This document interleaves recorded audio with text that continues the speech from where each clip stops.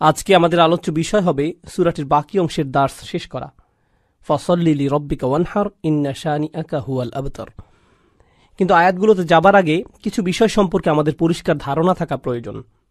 প্রথমত, সাধারণভাবে বলতে গেলে বেশিরভাগ বর্ণনা মতে এই সূরা নাজিলের প্রেক্ষাপট হিসেবে অনেকগুলো ঘটনা রয়েছে, যা মোটামুটি একই রকম। এমন কোনো নিশ্চিত মতামত পাওয়া যায় না যে এই একটি ঘটনার প্রেক্ষিতে সূরাটি নাজিল হয়েছে, কিন্তু যেসব ঘটনার বর্ণনা পাওয়া যায় তার সবগুলো ঘটনা প্রায় সামঞ্জস্যপূর্ণ এবং নিশ্চিতভাবেই সব ঘটনাতেই কাফিররা নবী আলাইহিসসালাতু ওয়াসসালামকে অপমান করার চেষ্টা করেছে। কিছু কিছু অবিশ্বাসী রাসূল সাল্লাল্লাহু আলাইহি ওয়াসাল্লামের কাছে এসে তাকে বিভিন্ন কটু কথা বলে যেত। আগের পর্বগুলোতে আমরা এরকম কিছু মন্তব্য সম্পর্কে জেনেছি। আজকে আমরা ইন্না শানিআকা হুয়াল আবতার আয়াতের ব্যাখ্যায় এগুলো সম্পর্কে বিস্তারিত জানব ইনশাআল্লাহ তাআলা। তবে আমরা এতটুকু বলতে পারি, এই সূরার প্রেক্ষাপট ছিল সম্পূর্ণ নেতিবাচক। এর প্রেক্ষাপটে যেসব ঘটনা ঘটেছে, নবী আলাইহিসসালাতু ওয়াসসালামের জীবনে এই ঘটনাগুলো মোটেও সুখকর ছিল না। কিন্তু আল্লাহ এই নেতিবাচক ঘটনাগুলোর উত্তরে এই সূরাটি শুরু করেছেন খুবই ইতিবাচকভাবে। ইন্না আ'তাইনাকা আল কাউসার। আল্লাহ আযজা ওয়া জাল্লা নবী সাল্লাল্লাহু আলাইহি সাল্লামকে আল কাউসার দান করার কথা বলেছেন, যা অত্যন্ত ইতিবাচক এবং যা কাফিরদের কথার সম্পূর্ণ বিপরীত। এতে আমরা রাসূল সাল্লাল্লাহু আলাইহি সাল্লামের সিরাত এবং দাওয়াতে দ্বীনের কাজ সম্পর্কে গুরুত্বপূর্ণ একটা শিক্ষা পাই। সেটা হলো রাসূল সাল্লাল্লাহু আলাইহি সাল্লামের জীবনে খুবই বেদনাদায়ক এবং যন্ত্রণাদায়ক কিছু ঘটনা ঘটেছে, কিন্তু আল্লাহ চান তার প্রিয় নবী সাল্লাল্লাহু আলাইহি সাল্লাম ইতিবাচক দিকে ফোকাস করুন। আপনি বরং আল্লাহ আপনাকে যা দান করেছেন সেগুলোতে মনোযোগ দিন। আল কাউসারের দিকে ফোকাস করুন, যা আল্লাহ একান্তভাবে আপনাকে দিয়েছেন। এটাই এখানে প্রথম শিক্ষা। তাছাড়া এখানে আল্লাহর একটা অনুগ্রহ রয়েছে, তিনি নেতিবাচক কথা বলার আগে ইতিবাচক কথা দিয়ে সূরাটি শুরু করেছেন। তিনি ইতিবাচক কথা দিয়ে শুরু করেছেন, ইন্না আ'তাইনাকা আল কাউসার, তারপর ফসল্লি লিরব্বিকা ওয়ানহার।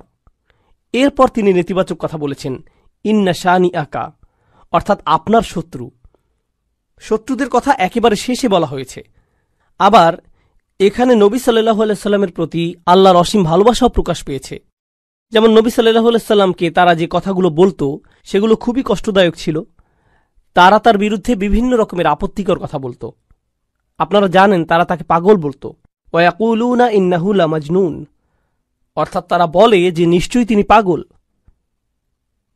ইয়াকুলুনা সাহির, তারা বলতো তিনি একজন জাদুকর।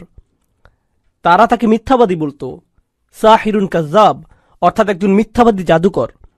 তো তারা তার বিরুদ্ধে এই ধরনের অভিযোগ করে তাকে কষ্ট দিত।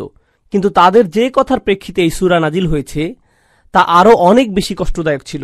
আগের পর্বগুলোতে সংক্ষেপে এই বিষয়ে আমরা জেনেছিলাম। এখন আমরা বিস্তারিত আলোচনা করব, কারণ এই পর্যায়ে বিষয়টি উল্লেখ করা গুরুত্বপূর্ণ।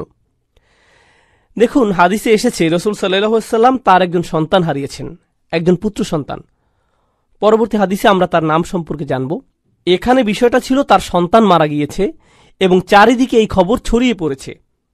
আপনারা জানেন, সন্তান হারানো পিতামাতা কেমন কষ্টের ভিতর দিয়ে যান। লোকজন এসে আপনাকে সান্ত্বনা দেওয়ার চেষ্টা করে। তারা এমন কিছু কথা বলে, সমবেদনা জানায়, যা আপনাকে এই বিশাল কষ্ট সহ্য করতে কিছুটা হলেও সাহায্য করে। তাছাড়া আপনি যখন কাউকে এই কষ্টের মধ্যে যেতে দেখেন, সে যদি এমনকি আপনার শত্রুও হয়, আপনি হয়তো সেখানে গিয়ে সবার পেছনে দাঁড়িয়ে থাকবেন, কিছুই বলবেন না। কারণ যত যাই হোক, তারা তাদের সন্তান হারিয়েছে। এতটুকু মানবতা বোধ বা আন্তরিকতা সব মানুষের মধ্যে থাকে। কিন্তু যখন আবু জাহল এই সংবাদটা পেল, এবং সে কিন্তু নবী সাল্লাল্লাহু আলাইহি সাল্লামের চাচা ছিল, আপনি অন্তত আপনার পরিবারের কাছ থেকে এতটুকু আন্তরিকতা আশা করেন। যত বিরোধ সব না হয় একদিকে থাক, আর দিন শেষে তোমরা তার পরিবারেরই অংশ।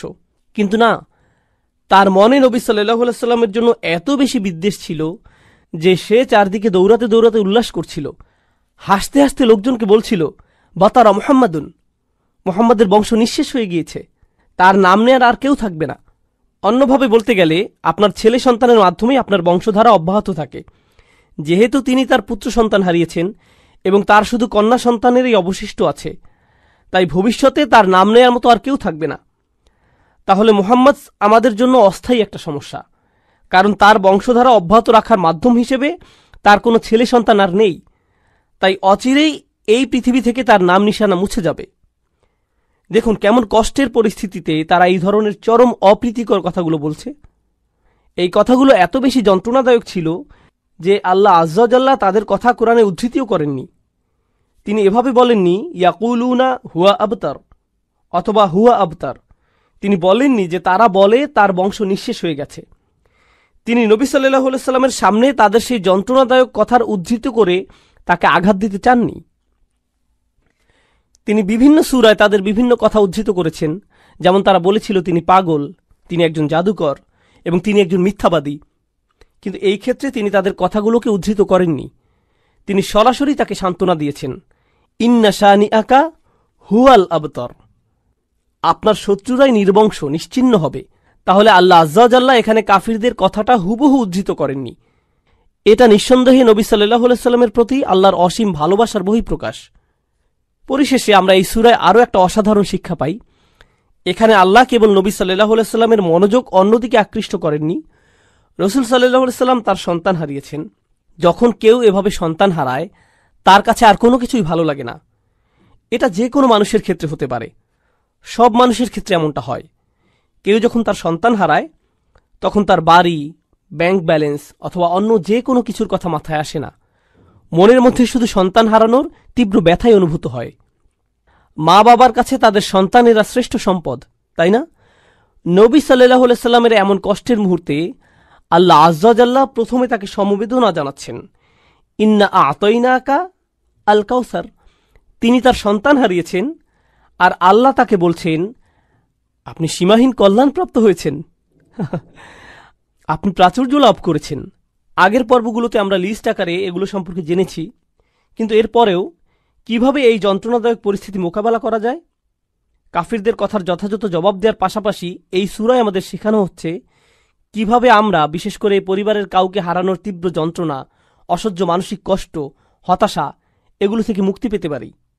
প্রথমত, আল্লাহ আপনাকে যা যা নিয়ামত দান করেছেন সেগুলোতে মনোযোগ দিন। এরপর ফাসল্লি লিরব্বিকা ওয়ানহার, নবী সাল্লাল্লাহু আলাইহি সাল্লামকে আল্লাহ বলছেন সালাত আদায় করুন। আল্লাহ বলছেন দুঃখ, কষ্ট, যন্ত্রণা থেকে মুক্তির উপায় হল সালাত আদায় করা। সুবহানাল্লাহ। জানেন, এখানে সালাত আদায়ের দুইটা দিক আছে। প্রথমত, শেষ আয়াতের সাথে সালাতের সম্পর্ক আছে, আবার প্রথম আয়াতের সাথেও সালাতের সম্পর্ক আছে। তাহলে মাঝখানের আয়াত ফাসল্লি লিরব্বিক হলো এই সূরার মূল আয়াত। প্রথম আয়াতে আল্লাহ নবী সাল্লাল্লাহু আলাইহি সাল্লামকে যা দান করেছেন সে সম্পর্কে বলা হয়েছে। আর কোনো উপহার পেলে আপনার কি করা উচিত?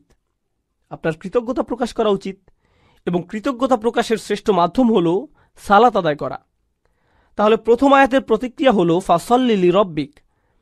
আবার দ্বিতীয়ত, তার শত্রুদের কাছে থেকে যে অসহনীয় দুঃখ কষ্ট তিনি পেয়েছেন, যাদের কথা শেষ আয়াতে বলা হয়েছে, এই কষ্টগুলো মোকাবেলা করার জন্য আপনি কি করেন?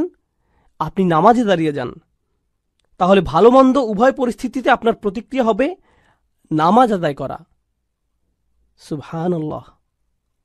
এখন চলুন নবী সাল্লাল্লাহু আলাইহি সাল্লামের সন্তানদের সম্পর্কে আমরা জানব। আন ইবনে আব্বাস রাদিয়াল্লাহু তাআলা আনহুমা কল, ইবনে আব্বাস রাদিয়াল্লাহু আনহুমা হাদিসটি বর্ণনা করেছেন, কান আকবরু ওয়ালাদি রাসূলুল্লাহ সাল্লাল্লাহু আলাইহি ওয়াসাল্লাম আল কাসিম। রাসূল সাল্লাল্লাহু আলাইহি সাল্লামের বড় সন্তানের নাম ছিল কাসিম রাদিয়াল্লাহু আনহু। সুম্মা জাইনাব, তারপর জাইনাব, সুম্মা আব্দুল্লাহ, তারপর আব্দুল্লাহ, সুম্মা উম্মু কুলসুম, সুম্মা ফাতিমা, সুম্মা রুকাইয়া, ফামাত আল কাসিম। তাহলে এখান থেকে আমরা তার সন্তানদের বয়সের ক্রমও জানতে পারি। তো প্রথম সন্তান ছিলেন কাসিম, তারপর জাইনাব, তারপর আব্দুল্লাহ, তারপর উম্মে কুলসুম, তারপর ফাতিমা, তারপর রুকাইয়া। মাক্কি যুগের শেষের দিকে কাসিম রাদিয়াল্লাহু আনহু ইন্তেকাল করেন। এরপর মাদানী যুগে আব্দুল্লাহও মারা যান। কারো কারো মতে সূরাটি কাসিম রাদিয়াল্লাহু তাআলা আনহুর মৃত্যুর প্রেক্ষাপটে নাজিল হয়, আবার অন্যদের মতে আব্দুল্লাহ রাদিয়াল্লাহু তাআলা আনহুর মৃত্যুর পরে এটি নাজিল হয়। আবার অন্য একটি বর্ণনায় আমরা রাসূল সাল্লাল্লাহু আলাইহি সাল্লামের আরও একজন সন্তানের কথা জানতে পারি, ইব্রাহিম রাদিয়াল্লাহু আনহু। তাহলে তার কোন সন্তানের মৃত্যুর প্রেক্ষিতে সূরাটি নাজিল হয়েছে, এই ব্যাপারে বিভিন্ন মতামত পাওয়া যায়। আবার আবু আইয়ুব রাদিয়াল্লাহু আনহু বর্ণনা করেছেন, লাম্মা মাতা ইব্রাহিম বিন রাসূলিল্লাহ সাল্লাল্লাহু আলাইহি সাল্লাম মাশাল মুশরিকুনা বা'দুহুম ইলা বা'দ ফাকালু, অর্থাৎ যখন রাসূল সাল্লাল্লাহু আলাইহি সাল্লামের ছেলে ইব্রাহিম রাদিয়াল্লাহু তাআলা আনহু ইন্তেকাল করলেন, মুশরিকরা একে অন্যের কাছে দৌড়ে দৌড়ে যেতে লাগলো এবং বলল, ইন্না হাযা সাবি কদ বাতারাল লাইল। সাবি মানে যার আর কোনো সন্তান হবে না, যার কোনো ছেলে সন্তান নেই, কোনো পরবর্তী বংশধর নেই। আজ রাতে তার বংশধারা নিঃশেষ হয়ে গেছে। এটা বলে তারা উৎসব করতে লাগলো। ইব্রাহিম রাদিয়াল্লাহু তাআলা আনহুর মৃত্যুর বর্ণনাই অধিক জোরালো। তো এবার আসুন, ফাসল্লি রব্বিক, এই আয়াতটি শুরু হয়েছে ফা অক্ষর দিয়ে। ফা সল্লিলি রব্বিক। এখানে ফা সম্পর্কে ইমাম আল আলুসি বলছেন, আল ফা ফি কওলিহি তাআলা, তিনি বলছেন আল্লাহ যখন আয়াতে ফা অক্ষরটি উল্লেখ করেছেন, লিতারতিবি মা বাদাহা আলা মা ক্বাবলাহা, এই ফা অক্ষরটি এর পূর্ববর্তী বাক্যাংশের উপর গুরুত্বারোপ করে এবং এটি ফা এর পূর্ববর্তী কথার সাথে এর পরের কথাকে সম্পৃক্ত করে। ফাইন্না ইতাআ তাআলা ইয়াহু আলাইহিস সালাতু ওয়াস সালাম মা যুকিরা মিনাল আয়াতিল্লাতি লাম ইউতিহা আহাদাম মিনাল আলামিন। অর্থাৎ যেহেতু প্রথম আয়াতে বলা হয়েছে নবী সাল্লাল্লাহু আলাইহি সাল্লামকে আল্লাহ প্রাচুর্য দান করেছেন, আর তিনি তাকে যা কিছু দান করেছেন সবই অসাধারণ এবং অতুলনীয়। তাছাড়া এগুলো এমন কিছু ছিল যা তিনি এই পৃথিবীর আর কাউকে দেননি। মুস্তাওজাবুন লিল মা'মুরি বিহি আই ইস্তিজাব। এজন্য এটা রসুল সাল্লাল্লাহু আলাইহি সাল্লামের জন্য গুরুত্বপূর্ণ ছিল যে তিনি এই সীমাহীন কল্যাণ লাভের জবাবে কৃতজ্ঞতা প্রকাশ করবেন। এই অসীম নিয়ামতের জন্য সারা দিয়ে কৃতজ্ঞতা প্রকাশ করা খুবই জরুরি। আইফা দুম আলা সালাতি লিরব্বিক, অর্থাৎ রসুল সাল্লাল্লাহু আলাইহি সাল্লামকে বলা হচ্ছে, যেহেতু আপনার প্রতি অসীম অনুগ্রহ করা হয়েছে তাই আপনি নামাজে অবিচল থাকুন। দুম আলা সালাত, আল্লাহর জন্য আপনি সালাতে অবিচল থাকুন। এগুলো ইমাম আল আলুসির মন্তব্য।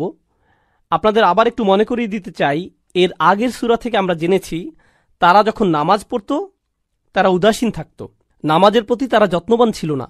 তাছাড়া যখনই তারা নামাজ পড়ত লোক দেখানোর জন্য নামাজ পড়ত। আর এই সূরায় ঠিক এর বিপরীত বলা হচ্ছে, তোমরা কেবল তোমাদের রবের জন্য সালাত আদায় করো, ফাসল্লি লিরব্বিক। তিনি শুধু ফাসল্লি বলেননি, যদিও এর মাধ্যমে আদেশটি পরিপূর্ণ বোঝা যাচ্ছে। যেমন তিনি অন্য আয়াতে বলছেন আকিমিস সলাত, শুধু আকিমিস সলাত, কিন্তু এখানে বলছেন ফাসল্লি লিরব্বিক, আপনার রবের জন্য সালাত আদায় করুন, আপনার রবের জন্য। এর মাধ্যমে নামাজ আদায়ের উদ্দেশ্য স্পষ্ট করে বলা হচ্ছে। এখন সল্লি ফা ইন্না সালাতা জামিআতু লিজামিহি আকসামুশ শুকুর, এটা খুবই গুরুত্বপূর্ণ। আল্লাহ সালাতের কথা বলেছেন, শুকুরের কথা বলেননি। তিনি বলেননি ওয়া শুকর রব্বাক, তোমার রবের কৃতজ্ঞতা প্রকাশ করো, তাই না? যখন কোনো অনুগ্রহ করা হয় তখন এর জন্য কৃতজ্ঞতা প্রকাশ করা উচিত। তাহলে আমরা বুঝতে পারলাম সালাত হলো জামিআতু লি জামিই আকসামুশ শুকুর, অর্থাৎ আল্লাহর প্রতি কৃতজ্ঞতা প্রকাশের পরিপূর্ণ, সর্বোৎকৃষ্ট এবং সর্বশ্রেষ্ঠ উপায় হলো আল্লাহর জন্য সালাত আদায় করা। এজন্যই আমরা রসুল সাল্লাল্লাহু আলাইহি সাল্লামের জীবনে দেখেছি, যখন ভালো কিছু ঘটত বা কোনো ভালো খবর আসত তিনি কি করতেন? তিনি সাথে সাথে 2 রাকাত নামাজ পড়তেন। এভাবেই তিনি আল্লাহর কৃতজ্ঞতা প্রকাশ করতেন। এবং এটা আমরা আমাদের নিজেদের জীবনেও প্রয়োগ করতে পারি। যখন কোনো ভালো কিছু আমাদের জীবনে আসে, আমরা কোনো সুসংবাদ পাই, সাথে সাথে আমাদের উচিত সর্বোৎকৃষ্ট উপায়ে তার কৃতজ্ঞতা প্রকাশ করা, আল্লাহর জন্য সালাত আদায় করা।